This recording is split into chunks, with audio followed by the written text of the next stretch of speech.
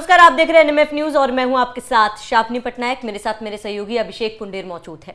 इस वक्त पूरी दुनिया की नजर भारत और अमेरिका के बीच होने वाली ट्रेड डील पर बनी हुई है। बता दें कि फिलहाल लगातार बयान भारत की तरफ से भी यही आ रहे हैं कि ट्रेड डील तो होकर ही रहेगी। वहीं अमेरिका की तरफ से भी यही बयान जारी किया गया है कि भारत और अमेरिका के बीच में ट्रेड डील होगी और इसे कोई भी नहीं रोक सकता। लेकिन हकीकत क्या है, ये एक बहुत बड़ा सवाल है। इसे विस्तार से समझेंगे अभिषेक, क्योंकि जिस तरीके से लगातार चीजें सामने आ रही है, कई मुद्दे हैं जो भारत सरकार की तरफ से अमेरिका के सामने रखे गए, कई मुद्दे अमेरिका की तरफ से कुछ ऐसे डिमांड्स जो भारत सरकार के सामने रखे गए जिसे भारत सरकार ने इनकार कर दिया कि इस पर ट्रेड डील नहीं हो सकती है। ऐसे में सबसे बड़ा सवाल है कि क्योंकि 9 जुलाई की तारीख तय की गई थी, रेसिप्रोकल टैरिफ को रोका गया था और कहा गया था कि इसे 9 जुलाई तक रोक दिया जाएगा। अब 9 जुलाई में बहुत ही कम समय बाकी है। क्या लगता है कि ये ट्रेड डील होगा भारत और अमेरिका के बीच में? देखिए, ट्रेड डील तो भारत और अमेरिका की होगी, और जब दो देश बात करते हैं आपस में, टेबल टॉक होती है, और 7 चरण की बैठक हमारी अब तक मुलाकात हो भी चुकी है। हमारे जो वाणिज्य मंत्री हैं पीयूष गोयल, वो भी 4 दिन का दौरा अमेरिका में कर आए हैं, तो ट्रेड डील तो होगी। लेकिन यहाँ मतलब ये जो बात जो फंसी है वो यहाँ फंसी है, अमेरिका चाहता है उसकी शर्तों पर हो, भारत चाहता है कि वो भारत की शर्तों पर हो। दरअसल असल में सारी चीजें तो फिक्स हो चुकी हैं लगभग। अभी डोनाल्ड ट्रंप भी 2 दिन पहले कैमरे पर आए थे और उन्होंने भी बोला था कि हिंदुस्तान और अमेरिका के बीच जो इस बार ट्रेड डील होगी वो एक ऐतिहासिक डील होगी। मतलब वो उनका जो बयान था, श्रावणी से सुनकर ऐसा लग रहा था जिस तरीके से ऑपरेशन सिंदूर से पहले 28 अप्रैल को ब्रिटेन और भारत के बीच एक फ्री ट्रेड एग्रीमेंट हुआ था। 3 साल से उस पर बात चल रही थी। उसमें यह था कि भारत से जो सामान ब्रिटेन जाएगा, ब्रिटेन से जो सामान भारत आएगा, उस पर कोई भी टैक्स नहीं लगेगा, जो भी कुछ मतलब होगा एज यूजुअल उसी कीमत पर बिकेगा। उन्होंने जो बयान दिया ट्रंप ने, उसके बाद ऐसा लगा शायद ऐसा हो सकता है, लेकिन फैक्चुअली अगर बात करें ऐसा नहीं है। देखिए, अमेरिका में मक्का का और सोयाबीन का प्रोडक्शन बहुत ज्यादा होता है, डेयरी प्रोडक्ट्स भी बहुत ज्यादा बनते हैं, क्योंकि वहां दूध का उत्पादन भी अच्छा खासा होता है। दूध का उत्पादन इसलिए भी होता है, हालांकि पुख्ता जानकारी इसके बारे में नहीं है, लेकिन जब सर्च करते हैं डीपली जाकर तो पता चलता है कि उनके यहाँ जो मतलब गायें हैं या जो मतलब दूध देने वाले और मतलब जो भी जानवर हैं, वो उन्हें मतलब मांस का फीड खिलाते हैं। उसमें हड्डियों का जो है वो चूरा मिला रहता है या फिर खून जैसी चीजें मिली रहती हैं। इसलिए भारत ने सबसे पहले इनकार कर दिया कि हम भैया सात्विक आदमी हैं, हम भगवान राम के देश के लोग हैं, हम इस तरीके का प्रोडक्ट्स नहीं खा सकते। तो वहां तो आप इन चीजों को पहले ठीक करिए, फिर हम इस पर आते हैं। लेकिन बात अटकी मक्का पर और सोयाबीन पर। सबसे ज्यादा मतलब बहुत ज्यादा प्रोडक्शन मक्का और सोयाबीन का वो करते हैं। आंकड़ों के जरिए मैं आपको बताता हूं किस तरीके से ये डील ऐसा लगता है कि अटक जाएगी, क्योंकि 9 जुलाई से पहले डील होनी है। 7 दिन का वक्त इसमें बचा है, और 7 दिन का वक्त अगर बचा है तो ट्रंप प्रशासन ने चीन के साथ डील कर ली, यूके के साथ डील कर ली, और अब भारत की बारी है। चीन के साथ सबसे पहले डील की, और चीन ही वो देश था जिसके साथ सबसे पहले 145% का टैक्स भी इन्होंने लगाया था। 6-7 जुलाई तक किसान संगठन प्रदर्शन करने की योजना बना रहे हैं, क्योंकि उन तक भी ये बात पहुंची है कि अगर सोयाबीन और मक्का वहां से आता है तो हमारे यहाँ का जो मक्का है, क्योंकि वहां का मक्का सस्ता आएगा, सोयाबीन सस्ता आएगा, तो जाहिर सी बात है यहाँ का महंगा मक्का और सोयाबीन कौन खरीदेगा। बात करें एग्रीकल्चर, डेयरी और जो जीएम क्रॉप्स हैं, ये जो जीएम क्रॉप्स है, क्रॉप्स जो जीएम है, यहीं पर आकर सारी बात अटकी है। क्योंकि ये लोग क्या करते हैं, प्रोडक्शन बढ़ाने के लिए जेनेटिकली मॉडिफाइड इसे कर देते हैं। जेनेटिकली मॉडिफाई करके मक्का और सोयाबीन का जो प्रोडक्शन इन्होंने अपने देश में वो लगभग 40% तक बढ़ा लिया है। अब उसमें नुकसान बहुत सारे हैं। इससे फायदा भी है कि कीटनाशक में कमी आती है, कीटनाशक डालने नहीं पड़ते हैं, 20% की कमी उसमें भी आती है। लेकिन क्या होता है कि मतलब कोई कीड़ा है, एग्जाम्पल मक्का का अगर हम ले, मक्का में कोई कीड़ा लगता है, उस मक्का का बीज हमने जेनेटिकली मॉडिफाई कर दिया, वो जो कीड़ा लगता है उसका ही जीन हमने उसमें अंदर डाल दिया। उससे क्या होगा, वो जो कीड़ा है वो प्रकृति से धीरे धीरे खत्म हो जाएगा, क्योंकि उसे तो मक्का खाना है स्पेशली। अब मक्का में आपने पहले ही वो उसका जीन बदल दिया है, तो वो क्या करेगा, एक तो वो खत्म हो जाएगा। दूसरा, टर्मिनेशन जीन डालते हैं ये लोग। अब आमतौर पर हमारे क्या होता है, हमने गेहूं बोया, वो उसकी फसल हमने काटी, अगले साल जब हमें गेहूं बोना है तो हम उसी में से बीज निकालते हैं, जो गेहूं हमने पिछले साल बोया था उसे खेत में डाल देते हैं और वही हमारी फसल तैयार हो जाती है। लेकिन ये टर्मिनेशन जीन भी इसमें डालते हैं, जिससे कि एक बीज से एक ही बार आप फसल ले सकेंगे, दोबारा आप उससे फसल नहीं ले पाएंगे, दोबारा आपको बीज खरीदना पड़ेगा। इससे अमेरिका का जो बाजार है मक्का और सोयाबीन का तो बाजार बढ़ेगा ही बढ़ेगा, जो सीड्स का बाजार है, जो क्रॉप का बाजार है, वो भी इससे बढ़ेगा। आपने दो चीजों का इस्तेमाल किया, एक डेयरी प्रोडक्ट्स का और दूसरा कृषि क्षेत्र को लेकर। और अगर दोनों की बात माने तो कहीं ना कहीं भारत डेयरी प्रोडक्ट्स को लेकर भी और कहीं ना कहीं एग्रीकल्चर सेक्टर को लेकर भी टैरिफ लगाने को लेकर इनकार कर रहा है अमेरिका की तरफ से। हालांकि अमेरिका इससे मना कर रहा है। आपको लग रहा है कि भारत इस डील पर आकर राजी होगा, क्योंकि दोनों ही सेक्टर्स जो है वो भारत के लिए काफी ज्यादा महत्वपूर्ण है? आगे आपको पता चलेगा कि क्यों भारत राजी नहीं होगा, क्योंकि हमारी जो वित्त मंत्री है निर्मला सीतारमण का भी बयान आ गया है। लेकिन जरूरत भी हमें है, तो दोनों चीज समझने की जरूरत है। दरअसल जेनेटिक इंजीनियरिंग से बनाई जाती है जो ये फसलें हमें बेचने की कोशिश कर रहे हैं, इनमें बदलाव कर उत्पादकता तो बढ़ा दी जाती है। जैसे बीटी कॉटन में हम भी यहाँ ये जेनेटिक मॉडिफिकेशन करते हैं, लेकिन बीटी को मतलब कॉटन में करते हैं। कॉटन खाद्य पदार्थ नहीं है, कॉटन इस्तेमाल किया जाता है पहनने में, ओढ़ने में इस्तेमाल किया जाता है, खाने खाद्य पदार्थों में हम इस दबाव में नहीं आने वाले हैं। ये साफ तौर पर हिंदुस्तान की तरफ से कह दिया गया। आप डील करें या ना करें, खाद्य पदार्थ में हम जेनेटिकली मॉडिफाइड फसलों को नहीं लेंगे। लेकिन अमेरिका चाहता है कि भारत मक्का, सोयाबीन और कॉटन जैसे प्रोडक्ट जो मतलब जीएम फसलें हैं उन्हें इंपोर्ट करें। अब भैया कॉटन तो हमारे यहाँ खुद से ज्यादा है।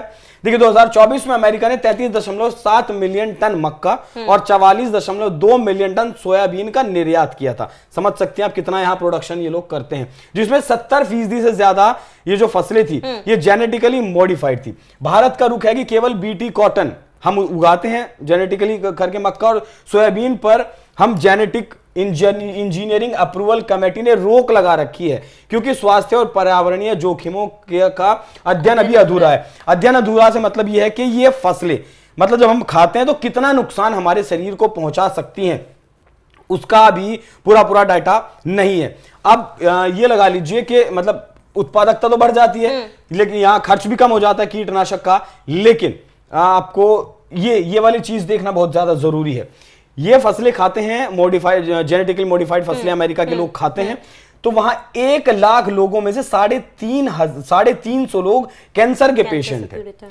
WHO की ये रिपोर्ट है, हमारी रिपोर्ट नहीं है। भारत की अगर बात करें तो 1 लाख लोग में से 100 आदमी कैंसर का शिकार है। मतलब 3.5 गुना ज्यादा अमेरिका के लोग हमारे यहाँ से इन फसलों को खाकर, जो मैंने आपको बताया टर्मिनेटर जो जीन है वो दोबारा नहीं उगते, दोबारा खरीदना पड़ेगा। इकोलॉजी की अगर बात करें तो जैसे कीट जो खाते हैं इन फसलों को वो बहुत ज्यादा विलुप्त हो जाते हैं। तो बीमारी की दृष्टि से, स्वास्थ्य की दृष्टि से ये किसी भी लिहाज से हमारे लिए सही नहीं है। अब यहाँ आपको जानना जरूरी हो जाता है कि भारत की चिंताएं क्या है। पहला तो स्वास्थ्य चिंता है, वो मैंने आपको बताई है। किसानों की जो निर्भरता है वो भी मैंने आपको बताया कि किस तरीके से हमने 2019 का लगभग 1 साल किसानों ने दिल्ली को जाम करके रखा। जगह जगह भी हरियाणा बॉर्डर पे भी लगातार किसान अपनी फसलों को लेकर या फिर MSP को लेकर लगातार प्रदर्शन कर रहे थे। और अगर ये फसलें यहां आती हैं तो जाहिर सी बात है भारत का किसान एक बार फिर सड़कों पर उतरेगा, जो कि हिंदुस्तान नहीं चाहेगा। एक्सपोर्ट हमारा मतलब बढ़ जाएगा, जो अभी हम प्रॉफिट में रहते हैं अमेरिका के साथ व्यापार में, वो प्रॉफिट हमारा घट जाएगा। $5 बिलियन का जो खाद्य निर्यात है वो इस तरीके से थोड़ा सा बढ़ जाएगा। किसानों का विरोध भी हमें देखने को मिलेगा। और प्रधानमंत्री को किसानों ने चिट्ठी भी लिखी है कि GM क्रॉप्स और US डेयरी प्रोडक्ट्स हिंदुस्तान में मत लाए जाएं। ये चिट्ठी लिखी है किसानों ने। अब आप समझ लीजिए, अब भविष्य की अगर हम बात करें तो यहां ये जरूरी हो जाता है कि हमें अमेरिका से या कहीं और से भी मंगाना ही पड़ेगा, क्योंकि फिलहाल जो भारत का कंजप्शन है मक्का की अगर बात करें तो 34.7 मिलियन टन है, ये 2023 में है। 98 मिलियन टन 2040 तक ये पहुंच जाएगा। अब इतना हम उगाते नहीं है, तो या तो हमें भी जेनेटिक मॉडिफिकेशन करना पड़ेगा, उसका वो बढ़ाना पड़ेगा, मतलब प्रोडक्शन बढ़ाना पड़ेगा, तरीका में बदलना पड़ेगा, तरीका बदलने के लिए हमें इन्हीं की जो ये टेक्निक इस्तेमाल करते हैं वही टेक्निक इस्तेमाल करनी पड़ेगी। अगर हमें भी वही टेक्निक इस्तेमाल करनी है फिर तो हम वहीं से मंगा कर ही क्यों ना खा लें। सोयाबीन की अगर बात करें तो 6.2 मिलियन टन 2022-23 में हमारा कंजप्शन था, और ये 70% अमेरिका ही एक्सपोर्ट करता था। लेकिन आने वाले वक्त में ये 40 मिलियन टन हो जाएगा, और 2050 की अगर बात करें तो 200 मीट्रिक टन कंजप्शन भारत के अंदर हो जाएगा। तो वो हम कहां से लाएंगे, ये बहुत बड़ा सवाल है। इसके लिए या तो हमें अपने देश में उगाना पड़ेगा और ज्यादा लोगों को। कहते हैं ना कि हर चीज का फायदा होता है और हर चीज का नुकसान होता है। ऐसे में इन दोनों क्षेत्र में कहीं ना कहीं भारत के लिए, अगर भारत ये ट्रेड डील नहीं करता है, नहीं मानता है, तो कहीं ना कहीं उसका नुकसान भी है और कहीं ना कहीं फायदा भी है। तो जिस तरीके से कार्तिक आप समझा रहे हैं, क्योंकि आपने ये कहा कि आप ये ट्रेड डील करना जरूरी है और होगा, तो क्या भारत कुछ शर्तें अपनी रखकर सामने ये बातें मान सकता है? शर्तें वही होंगी कि डेयरी प्रोडक्ट्स तो हम आपसे ले लेंगे, कोई दिक्कत नहीं है, लेकिन जो आप मतलब मांसाहार का इस्तेमाल फीड में करते हैं, गायों के दूध मतलब गायों को खिलाने के लिए, वो आप बंद कर दीजिए। उसका टेस्टिंग होगा, अगर उसमें वो मांसाहार नहीं मिलेगा तो आप हमारे यहाँ बेच सकते हैं, उसमें कोई दिक्कत नहीं है वहां से खरीदने में, बशर्ते आप वो मांसाहारी चीज ना दें। बाकी 70% आप मक्का का और सोयाबीन का प्रोडक्शन करते हैं जेनेटिकली मॉडिफिकेशन के जरिए, वो मत दीजिए हमें। जो 30% आप प्रोडक्शन करते हैं, जिसमें मतलब नॉर्मल तरीके से जैविक, देखिए एक तरफ हिंदुस्तान जैविक खेती की तरफ जा रहा है, वो फर्टिलाइजर और कीटनाशकों का इस्तेमाल कम कर रहा है, वो मतलब गाय के गोबर से, जो जानवरों के गोबर से जो खाद बनाया जाता है उसके इस्तेमाल पर जा रहा है, और आप हमें ऑर्गेनिकली ज्यादा जा रहा है, और आप हमें जेनेटिकली जो मॉडिफिकेशन चीजें हैं वो खिलाएंगे। यहाँ एक और आंकड़ा आपको देखना जरूरी है शावनी, 50% हिंदुस्तान की जो आबादी है वो केवल कृषि पर आधारित है, 10% की जो आबादी है वो डेयरी पर आधारित है, मतलब जो लोग दूध बेचते हैं, जानवर पालते हैं। तो कुल मिलाकर अगर मोटा मोटी सी बात मैं आपको समझाऊं तो 60% जनता हिंदुस्तान की सीधे सीधे खेती पर निर्भर करती है। और ये फैसले जो हैं, अगर हम वहां से इन तीनों चीजों को मंगाते, मक्का, सोयाबीन और डेयरी प्रोडक्ट्स, तो इन 60% लोगों पर सीधे सीधे असर पड़ेगा। और जब 60% लोगों पर असर पड़ेगा तो आप समझ सकती हैं कि देश में किस तरीके का माहौल हो जाएगा। अमेरिका हमारे ऊपर रेसिप्रोकल टैक्स क्यों ना लगा दे, जो उसने कहा था कि 26% हम आपके ऊपर टैक्स लगाएंगे, लेकिन हम इन शर्तों पर डील नहीं करने वाले। ये अगर हमें जेनेटिकली मॉडिफाइड प्रोडक्ट्स नहीं देते हैं, दूसरा जो ऑर्गेनिकली उगाए गए हैं वो प्रोडक्ट्स देते हैं, तो हम आसानी से ले सकते हैं, कोई दिक्कत इसमें नहीं है। और यही बात हमारी जो वित्त मंत्री है निर्मला सीतारमण, उन्होंने भी कहा था कि इस तरीके के जो जेनेटिकली मॉडिफाई जो प्रोडक्ट्स हैं वो हम नहीं लेंगे और किसी भी सूरत में नहीं लेंगे। ये डील होगी, लेकिन होगी भारत की शर्तों पर। इस बात को आप बिल्कुल ध्यान रखिएगा। अभिषेक, जिस जेनेटिकली मॉडिफाइड प्रोडक्ट्स की हम बात कर रहे हैं, अगर उसकी उसका प्रोडक्शन हम भारत में ही करना शुरू कर दें, तो क्या इससे भारत को फायदा मिलेगा या इससे उसको नुकसान हो सकता है? देखिए, प्रोडक्शन हमारा बढ़ जाएगा, उससे प्रोडक्शन नो डाउट बढ़ जाएगा, 30 से 40% प्रोडक्शन बढ़ जाएगा। लेकिन जब हम किसी भी फसल को, किसी भी बीज को हम मॉडिफाई करते हैं जेनेटिकली, तब आप अब तक जो स्टडी उसके ऊपर चल रही है, वो WHO स्टडी कर रहा हो या और संगठन स्टडी कर रहे हो, वो अब तक अपने मतलब निर्णय पर नहीं पहुंचे, फाइनल कमेंट उन्होंने नहीं दिया है कि कितना नुकसान ये करेंगे, नुकसान करेंगे या नहीं करेंगे। अमेरिका के कैंसर पेशेंट्स का मैंने एक आंकड़ा आपको दिखाया, हालांकि ये जरूरी नहीं है कि ये उन फसलों को, उन खाद्य पदार्थों को खाने से हुआ हो, लेकिन एक आंकड़ा तो है ना दुनिया के सामने। वो जब रिपोर्ट अपनी दे देगा WHO कि भैया इसे खाने से इतना नुकसान है, तब फिर उसके बारे में हम सोच सकते हैं। बाकी जैसा चल रहा है वैसा तो चल ही रहा है। देखिए, स्वास्थ्य के लिए, स्वास्थ्य के प्रति इंसान कमाता किस लिए? खाने के लिए, सही तरीके से। वो भी अगर जहरीला मिलेगा फिर आदमी मतलब क्या ही काम कर पाएगा। इसीलिए जेनेटिकली मॉडिफाई हम अपने यहाँ कर सकते हैं, लेकिन जब तक पता नहीं चलता है कि कितना नुकसान ये फसल करेंगी हमारे शरीर में जाने के बाद, तब तक तो हम नहीं करने वाले। बिल्कुल अभिषेक, क्योंकि ये भारत की बात हमने करी, अगर अमेरिका की हम बात करें तो कई ऐसे प्रोडक्ट्स या फिर टेक्सटाइल की बात कर ले, स्टील्स की बात कर ले, इसमें भी अमेरिका की ये कहना है कि भारत इस पर टैरिफ ना लगाए। क्या भारत इस पर मानेगा, क्योंकि दोनों ही देशों की अपनी अपनी शर्तें हैं? देखिए, पहला जो हमारा बाइडेन के टाइम पे हमारी जो ट्रेड डील हुई थी, उस वक्त अमेरिका हमारे ऊपर, हमारे जो टोटल मतलब ओवरऑल अगर मैं आपको बताऊं तो लगभग 3 से 3.25% टैक्स लगाता था। लेकिन अब ये जिस तरीके से रेसिप्रोकल टैक्स की बात कर रहे हैं, तो ये टैक्स लगाएंगे 26% हमारे ऊपर। हमारा जो अमेरिका के साथ ट्रेड है वो लगभग $145 बिलियन का है, जिसमें से $98 बिलियन का सामान हम अमेरिका में बेचते हैं। मतलब हम ट्रेड प्रॉफिट में रहते हैं। और अमेरिका ने इसीलिए हमें भी चुना था, प्रधानमंत्री मोदी को टैरिफ किंग तक भी कहा था। मतलब देखिए, अगर भारत से सामान अमेरिका में नहीं जाएगा, इतना बड़ा व्यापार अगर रोक देते हैं या फिर ज्यादा टैक्स लगा देते हैं, क्योंकि इन महाशय ने, मतलब ये पगलाए हुए आदमी है, इन्होंने अभी कहा कि रशिया से अगर चाइना और हिंदुस्तान तेल खरीदेगा तो मैं 500% टैक्स लगा दूंगा।